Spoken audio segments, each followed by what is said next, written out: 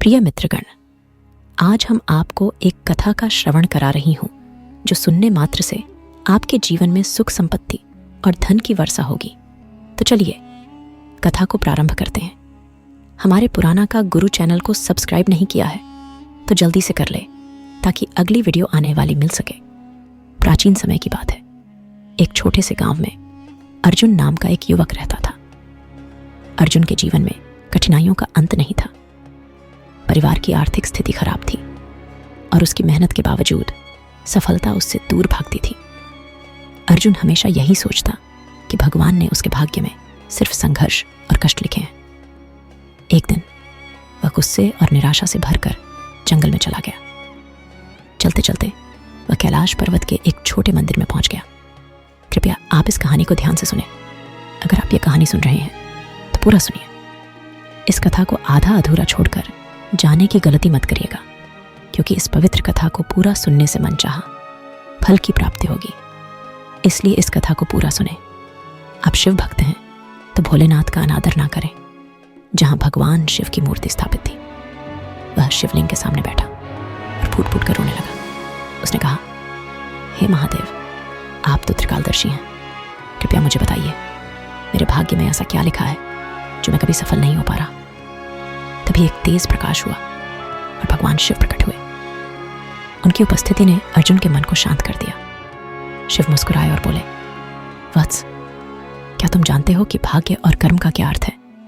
अर्जुन ने सिर झुका लिया और कहा, प्रभु, यही तो समझ नहीं आता। मैं मेहनत करता हूं, फिर भी मेरे जीवन में कुछ नहीं बदलता। शिव ने पास पड़े पत्थर की ओर इशारा किया और बोले, इस पत्थर को उठाकर नदी तक ले जाओ। अर्जुन ने आदेश का पालन किया। पत्थर भारी था, लेकिन वह पूरी ताकत से उसे उठाकर नदी तक ले गया। जब वह वापस आया तो शिव बोले, अब इस पत्थर को लेकर पहाड़ की चोटी तक जाओ। अर्जुन हिचकिचाया, लेकिन फिर भी पत्थर लेकर पहाड़ की ओर बढ़ा। रास्ता कठिन था, लेकिन उसने हार नहीं मानी। कई घंटों की मेहनत के बाद वह चोटी पर पहुंचा। शिव वहां प्रकट हुए और मुस्कुराते हुए बोले, वत्स, यह पत्थर तुम्हारे जीवन की चुनौतियों का प्रतीक है। जैसे जैसे तुम इसे उठाकर आगे बढ़े, वैसे वैसे तुम्हारी ताकत और धैर्य बढ़ा। जीवन में सफलता तभी मिलती है जब तुम अपने कर्म पर विश्वास रखो और लगातार प्रयास करो। शिव ने समझाया, भाग्य एक नदी की तरह है जो पहले से बह रही है, लेकिन तुम्हारे कर्म उस नाव की तरह हैं जो तुम्हें नदी के पार ले जा सकती है। यदि तुम कर्म करना छोड़ दोगे तो नदी तुम्हें कहीं भी बहा ले जाएगी, लेकिन यदि तुम नाव चलाओगे तो तुम अपनी मंजिल तक अवश्य पहुंचोगे। अर्जुन को अपनी भूल का एहसास हुआ। उसने महादेव को प्रणाम किया और प्रण लिया कि वह कभी कर्म करना नहीं छोड़ेगा। महादेव के आशीर्वाद के बाद अर्जुन ने अपनी सोच और जीवन शैली बदलने का फैसला किया। उसने गांव लौटकर अपनी परेशानियों से लड़ने की ठानी। अब वह हर काम को पूरे विश्वास और धैर्य के साथ करता था। गांव में उसकी पहली चुनौती अपने खेत को उपजाऊ बनाना थी। मिट्टी सूखी और बंजर थी। गांव वालों ने उसे ताने दिए, अर्जुन, इस बंजर जमीन से कुछ भी उगाना असंभव है। लेकिन अब अर्जुन को महादेव के शब्द याद थे, कर्म करते रहो। अर्जुन ने खेत में कड़ी मेहनत शुरू कर दी। सुबह से रात तक वह मिट्टी को जोतता, खाद डालता और पानी का प्रबंध करता। उसने खुद एक नहर खोदी जिससे पास की नदी का पानी खेत तक पहुंच सके। उसकी मेहनत रंग लाई और कुछ ही महीनों में खेत में फसलें लहराने लगीं। जब पहली फसल तैयार हुई तो अर्जुन ने उसे बाजार में बेचा। इससे उसे अच्छी कमाई हुई। अब वह न केवल अपने परिवार का पेट भरने में सक्षम था, बल्कि दूसरों की भी मदद कर सकता था। अर्जुन की सफलता देखकर गांव के सरपंच ने उससे कहा, अर्जुन, अब तुम्हें गांव के युवाओं को भी सिखाना चाहिए कि मेहनत और कर्म से क्या हासिल किया जा सकता है। अर्जुन ने यह जिम्मेदारी खुशी खुशी स्वीकार कर ली। उसने गांव के युवाओं को खेतों में काम करने और पानी का सही उपयोग करने की तकनीक सिखाई। धीरे धीरे पूरा गांव खुशहाल हो गया।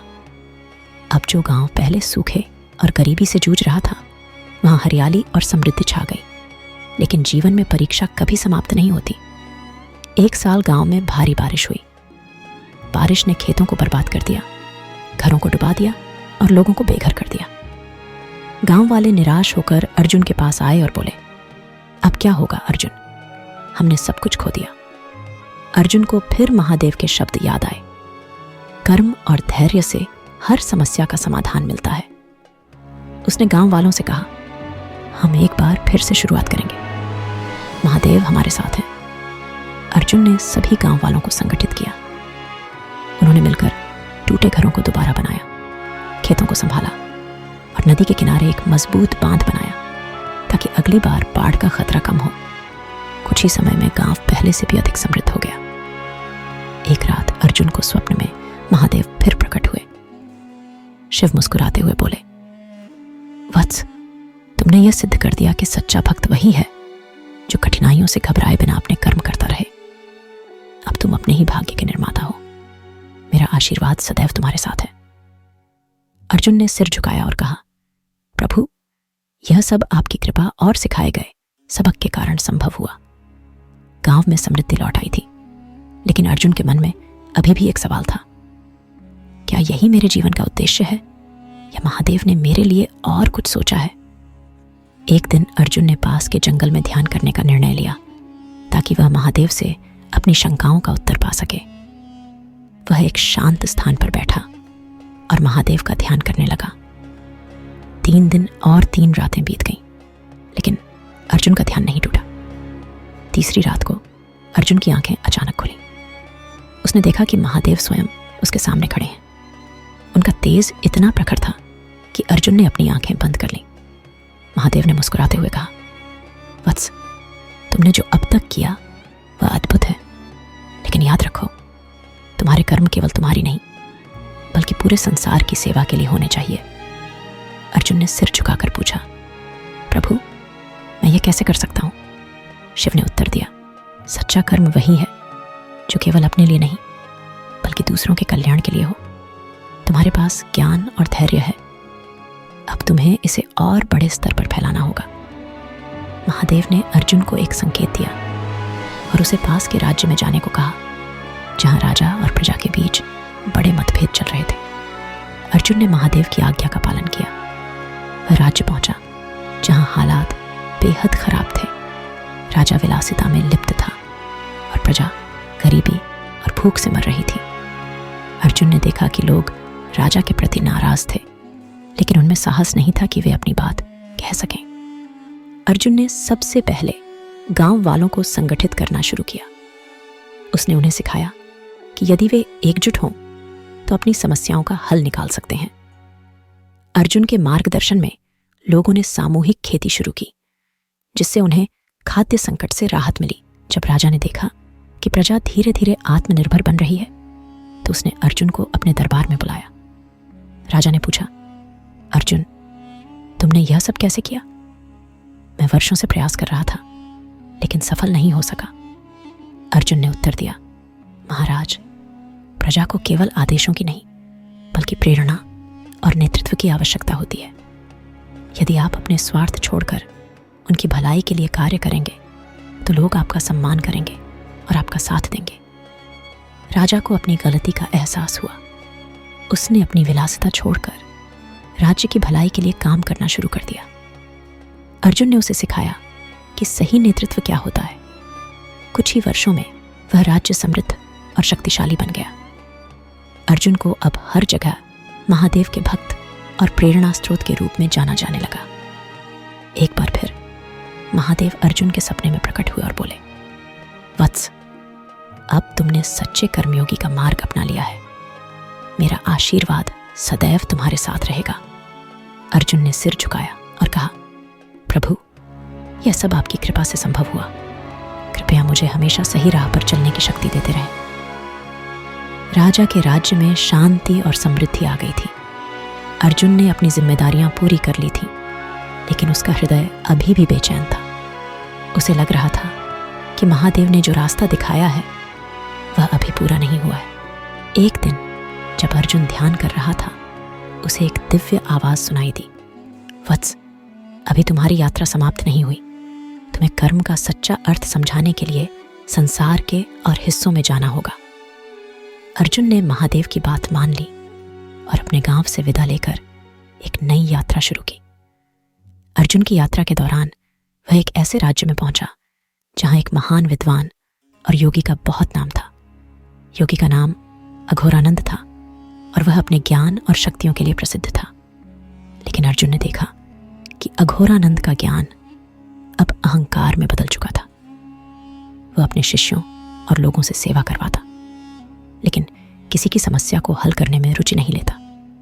अर्जुन ने सोचा कि अगर वह महादेव के संदेश को सही ढंग से फैलाना चाहता है तो उसे सबसे पहले अघोरानंद के अहंकार को दूर करना होगा। अर्जुन ने अघोरानंद से मिलने की इच्छा जताई।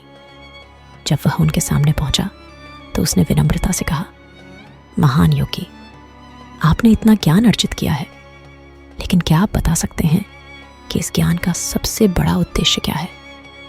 अघोरानंद ने गर्व से कहा, ज्ञान का उद्देश्य है आत्म प्राप्ति और संसार पर विजय पाना। अर्जुन मुस्कुराया और उत्तर दिया, यदि ज्ञान का उद्देश्य केवल आत्म प्राप्ति है तो यह अधूरा है। महादेव ने कहा है कि सच्चा ज्ञान वही है जो दूसरों के कल्याण में उपयोग हो। केवल अपने लिए जीना तो स्वार्थ है।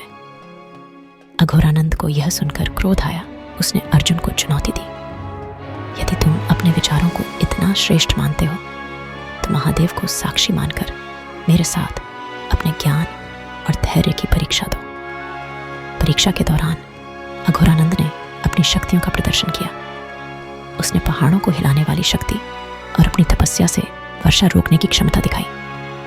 अर्जुन ने शांत मन से सब देखा। फिर उसने कहा, महान योगी, आपके पास शक्तियां तो हैं, लेकिन ये केवल अहंकार को बढ़ावा देने के लिए है। सच्ची शक्ति वह है जो दूसरों की भलाई के लिए उपयोग हो। मैं आपको एक साधारण उदाहरण देकर समझाता हूं। अर्जुन ने एक बीज उठाया और उसे मिट्टी में डालकर पानी दिया। उसने कहा, यह बीज एक साधारण इंसान की तरह है। यदि इसे सही समय पर पानी और देखभाल मिले तो यह बड़ा होकर दूसरों को फल, छाया और ऑक्सीजन देगा। इसी तरह हमारा ज्ञान और शक्ति तब तक अधूरी है जब तक यह दूसरों के जीवन को नहीं सुधारता। अर्जुन के शब्दों ने अघोरानंद के अहंकार को चूर चूर कर दिया। उसने महादेव का ध्यान किया और अपनी गलतियों के लिए क्षमा मांगी। उसने अर्जुन से कहा, वत्स, तुमने मुझे सच्चे ज्ञान का अर्थ समझाया।